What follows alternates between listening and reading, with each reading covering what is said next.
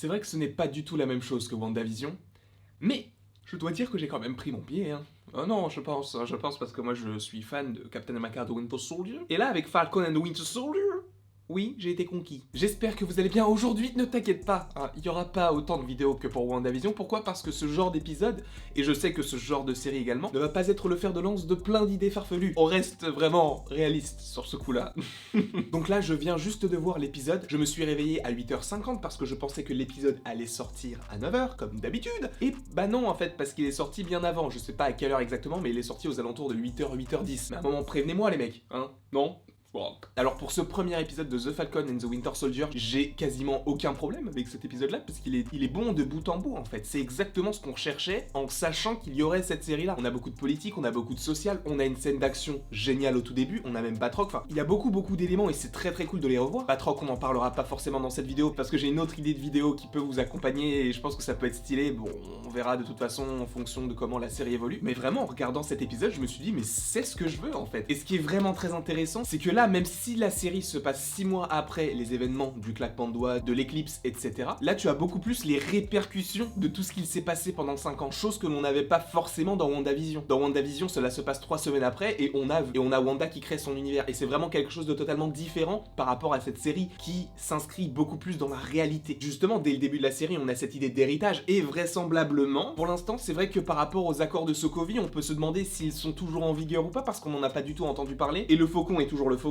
et le soldat de l'hiver, lui, s'est retiré. Mais n'oublions pas que Sam Wilson travaille pour l'US Air Force. L'US Air Force, c'est une branche de la force militaire des États-Unis. D'où le fait qu'il travaille pour le pays et pour le gouvernement. Il est là pour protéger la nation. Ce qui veut dire qu'il a possiblement signé les accords. Alors, je ne vais pas aller plus loin par rapport à tout cela parce qu'on n'a aucune information et on ne sait pas si c'est toujours en vigueur. Ça peut encore l'être. Ce n'est pas par rapport à ce premier épisode qu'on peut se dire, bah du coup, les accords de Sokovie n'existent plus. À mon avis, il y aura toujours cette idée qui plane autour des personnages. Donc on a vraiment un épisode qui donne sûrement le ton de toute la série. C'est quelque chose qui est assez, entre guillemets, feel good dans le sens où de temps en temps t'as des petites blagues, mais c'est vrai que, entre guillemets, c'est un peu pesant dans le sens où dès le début tu as Bucky qui est proche d'une personne âgée et tu comprends par la suite de quelqu'un qu'il avait éliminé lorsqu'il était le soldat de l'hiver. Et tu sens qu'il veut lui dire, d'où le fait qu'il soit proche de cette personne parce que justement cette personne est sur son carnet, et ça le carnet on en parlera dans une autre vidéo, ne vous inquiétez pas. Mais le fait est que ce personnage est sur le carnet, ce qui signifie qu'il doit entre guillemets faire une action par rapport à cela. Donc il essaye peut-être de se racheter et à un moment donné de dire qu'il a tué son fils parce que justement ce personnage ne sait pas ce qu'il s'est passé. Donc par rapport à tout cela, c'est déjà assez pesant. Et de plus, tu as Sam Wilson qui, oui, est de retour en tant que Faucon, mais il revient aussi à sa réalité avec sa sœur et ses neveux qui sont en difficulté financière, et tu sais que lui, il veut les aider à avoir un prêt en essayant de faire comprendre aux gens qu'il est le Faucon sans pour autant le dire. Mais par rapport à cela, ça ne fonctionne pas forcément. Tu as certaines des répercussions de ce claquement de doigts de Thanos qui influent le quotidien de ces personnages. Et par rapport à ça, j'ai trouvé que c'était vraiment très réaliste, et par rapport à une série comme The Falcon and the Winter Soldier, c'est ce que je veux voir. Et justement, pour faire un parallèle avec le Faucon et le Soldat de l'hiver, là tu as les Flag Smashers. On avait certaines choses par-ci par-là qui nous disaient que le groupe s'appelait les Ultimatums, mais là on comprend qu'ils s'appellent les Flag Smashers. Est-ce qu'ils vont après nous dire qu'au final Flag Smasher c'est un seul personnage, sachant que là on comprend qu'il y a un leader dans cette équipe là, et on pense justement que c'est celui qui a commis le vol. Sauf que ce n'est pas lui, on pense que c'est lui, mais c'est pas lui, c'est Karli Mortengo. Oui, parce que j'en ai déjà parlé, mais Flag Smasher dans les comics c'est Karl Mortengo. Là ce personnage semble être Karli Mortengo, donc le personnage que l'on voit à plusieurs reprises dans le trailer. Et c'est vraisemblablement qui donne les masques aux différentes personnes. Et dès le premier épisode, on comprend leur motivation. Pour eux, le monde se portait très bien durant les 5 ans. Et ils veulent que le monde soit uni. C'est un petit peu une réadaptation, mais logique par rapport à ce qu'il y a dans les comics. Et je trouve que ça fonctionne très bien. Et le fait est que, ils sont pas très sympas, hein, parce qu'ils ont quand même volé des gens et ils ont tapé plein de personnes aussi. Hein. On sent vraiment qu'ils sont anti-patriotiques, et le fait que maintenant tu as un nouveau Captain America, donc US Agent, est-ce que ça ne va pas créer d'autant plus de conflits, et tu vas voir ce groupe-là qui va vouloir s'attaquer à US Agent, et donc le Faucon et le Soldat de l'hiver qui vont essayer de le protéger tout en ayant Zemo. Ça va être un Blooby-Boulga de personnages qui vont s'affronter. Hein. Mais de toute façon, avec les différents trailers, avec les différents TV spots qui sont sortis par rapport à The Falcon and the Winter Soldier, tu sais que Karli va affronter Sam. Et oui, il y a War Machine, mais ça on en parlera dans la vidéo qui suit, vous verrez, c'est une vidéo, ça change un petit peu de ce que j'avais fait par rapport à WandaVision, c'est quelque chose de beaucoup plus terre à terre, beaucoup plus dans l'analyse que dans l'idée en fait. Mais vous verrez, ça peut être sympa, j'espère que ça vous plaira. Mais en tout cas, cet épisode, je l'ai trouvé très bien construit. Oui, il est vrai que cette série s'appelle The Falcon and the Winter Soldier, seulement dans cet épisode-là, on n'a pas un seul moment où ils sont reliés, où ils sont ensemble. Et je pense qu'il va y avoir des flashbacks durant les 6 mois qui se sont déroulés avant The Falcon and the Winter Soldier. On va en parler précisément dans une autre vidéo la semaine prochaine, je le sens. Vous allez voir. Donc comment est-ce que les deux personnages que sont donc le Faucon et le Soldat de l'Hiver vont pouvoir se retrouver et se rejoindre? Peut-être que c'est par rapport à ce nouveau Captain America. Par rapport à ce personnage-là, moi je me pose deux questions. Est-ce qu'il sera vraiment un Captain America ou est-ce que c'est juste pour la façade? Dans le sens où est-ce qu'il sera vraiment quelqu'un de puissant, quelqu'un qui sait se battre, etc. comme dans les comics, mais qu'il ait quand même une certaine part de malveillance parce que tu sens qu'il y a beaucoup de communication, beaucoup de marketing autour de lui. Donc est-ce qu'il n'aime pas juste énormément la célébrité? Ou alors est-ce qu'il aime la célébrité mais tout en étant un ringard? Parce que attention, spoiler, donc si vous ne voulez pas être spoilé de différentes photos de tournage, quittez la vidéo tout de suite, mais on l'aurait vu avec un plâtre, donc cela veut dire qu'il a été affaibli. Seulement, il est toujours là à faire de la com, à montrer qu'il va bien, etc. Est-ce que, justement, c'est pas ce genre de ringard qui veut montrer qu'il est fort, mais qui au final ne sait pas se battre, ou alors qui n'est pas très fort? Sachant que dans les comics, il est assez puissant, ils peuvent changer dans le MCU. Ça a déjà été fait, ils ont déjà modifié les choses. Donc ça peut être intéressant aussi d'avoir cette évolution du personnage, dans le sens où c'est quelqu'un qui ne sait pas se battre, et qui est là juste pour représenter l'Amérique.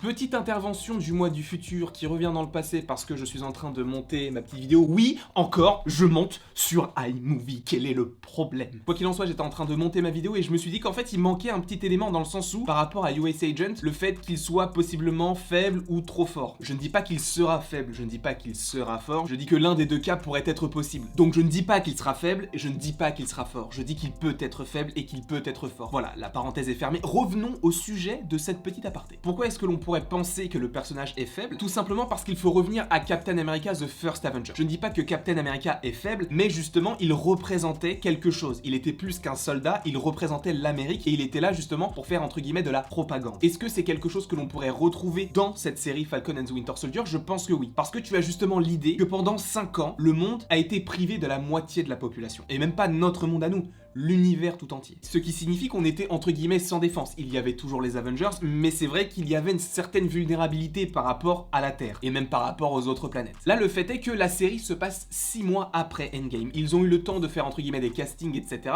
Peut-être que c'est juste un acteur, comme l'était Captain America au tout début, dans le sens où il n'était pas là pour affronter des ennemis, mais il était là pour représenter quelque chose, représenter possiblement un espoir via la propagande de la guerre. Parce que c'est vrai que tu as eu un blips donc pendant 5 ans, donc l'éclipse, d'où le fait qu'il y ait eu la moitié de la population qui a disparu, mais le fait est que ils sont tous réapparus grâce au claquement de doigts de Hulk. Tu as quand même l'impression, par rapport à l'histoire du Faucon et à l'histoire du Soldat de l'Hiver, que même si c'est très bien le fait que tout le monde soit revenu, parce que tout est bien qui finit bien, mais il y a un problème, c'est la réadaptation au monde dans lequel ils vivaient avant, aujourd'hui, et en plus de ça, on n'a plus Iron Man, on n'a plus Captain America. Oui, il y a d'autres super-héros, mais pas de cette trempe-là, sachant que Thor, lui, est sûrement reparti dans l'espace, enfin, on n'en sait rien, il est peut-être encore en Norvège à Tønsberg, mais le fait est que oui, c'est très positif, mais il y a quand même du négatif, dans le sens où ils ont eu 6 mois pour retrouver entre guillemets un Captain America.